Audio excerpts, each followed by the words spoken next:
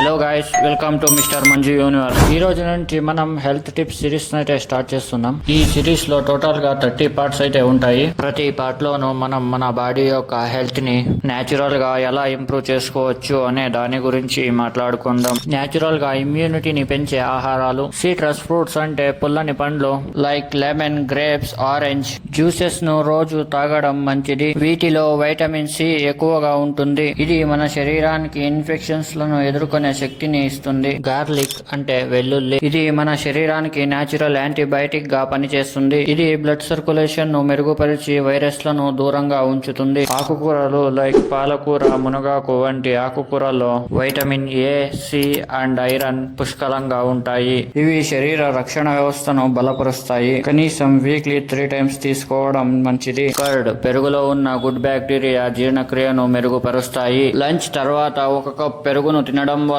ఇమ్యూనిటీని పెంచుతుంది. Morning 1 spoon తేనెని గోరువెచ్చని నీటిలో వేసి తాగడం వల్ల గొంతును సాఫ్ట్ గా ఉంచి దగ్గును తగ్గించడంతో పాటు మన బాడీలోని ఫ్యాట్ ను తగ్గిస్తుంది. ఇలాంటి హెల్త్ టిప్స్ కోసం మన ఛానల్ ని ఫాలో అండ్ సబ్స్క్రైబ్ చేసుకోండి.